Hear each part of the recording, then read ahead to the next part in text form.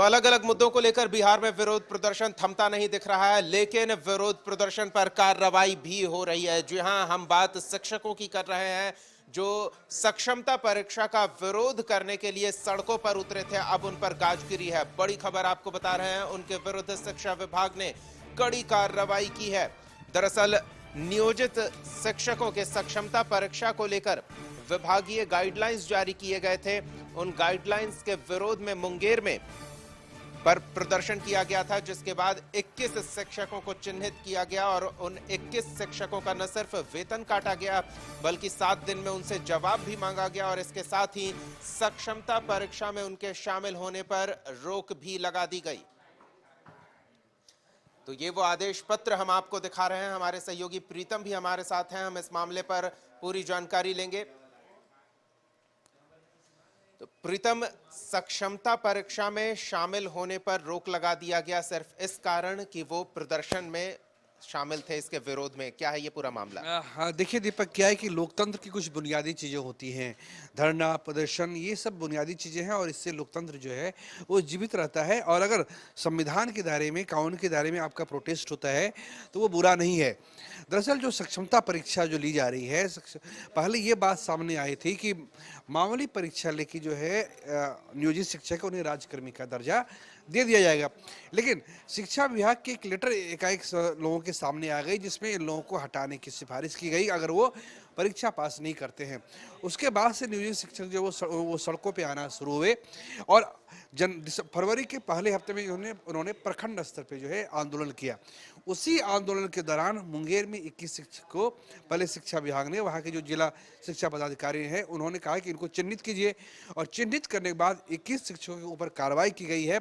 न केवल कार्रवाई की गई है बल्कि जिस दिन उन्होंने प्रोटेस्ट किया था फरवरी के पहले हफ्ते में, उनका वेतन रोका गया और साथ ही साथ उस लेटर में लिखा गया है कि अक्षरशः इस निर्देश का पालन कराना सुनिश्चित करें। यानी ये सुनिश्चित हो कि जो शिक्षक आंदोलन करने के लिए गए थे वो किसी भी हालात में जो है सक्षमता परीक्षा नहीं दे पाए। प्रीतम, ये प्रदर्शन तो हर जिले में हुआ था, अभी कार्रवाई सिर्फ मुंगेर की सूचना आई है, क्या और लोगों पर भी गाज गिरेगी? आपको धीरे धीरे सारी बातें सामने आती जाएगी। अभी कल हमने आरा में देखा कि 4 शिक्षकों को जो है उनका वेतन काटा गया, चूंकि वो 9-5 में जब निरीक्षण करने के लिए पहुंचे थे तो वो लोग अनुपस्थित पाए गए थे।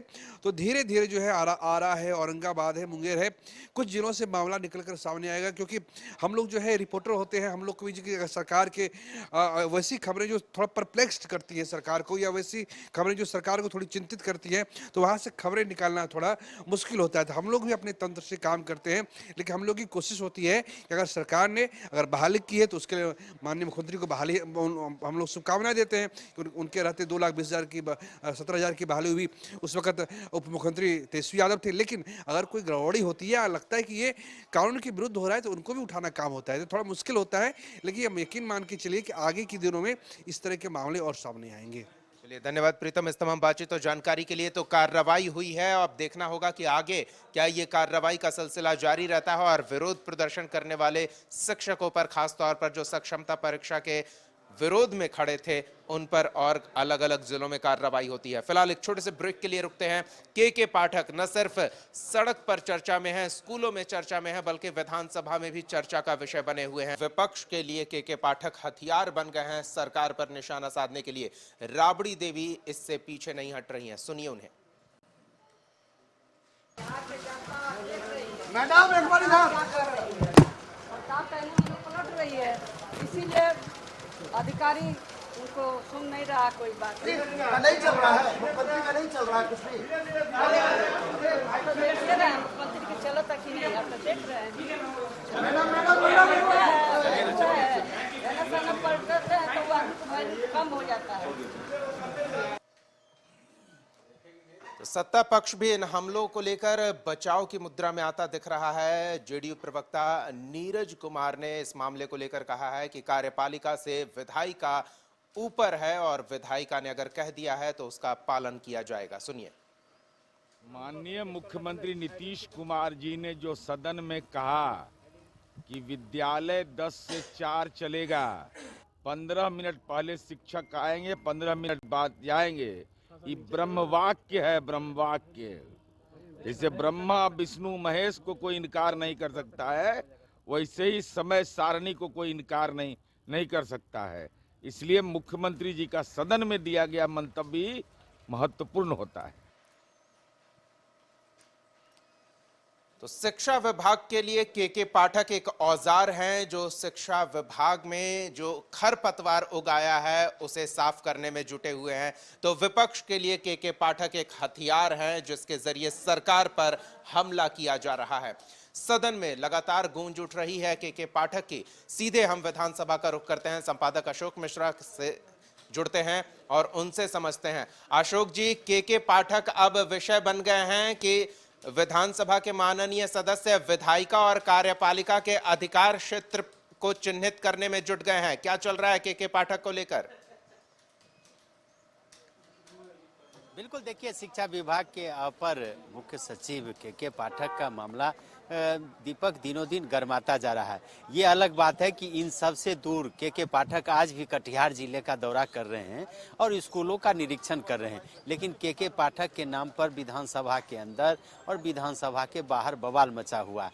और जो सदस्य हैं, चाहे सत्ता पक्ष हो या विपक्ष, उनके सदस्य ये मानते हैं कि मुख्यमंत्री के द्वारा जब सदन में घोषणा कर दी गई तो वो नियमन हो गया, वो प्रोसीडिंग हो गई, वो कानून हो गया, लेकिन उसका भी अनुपालन के पाठक नहीं कर रहे हैं।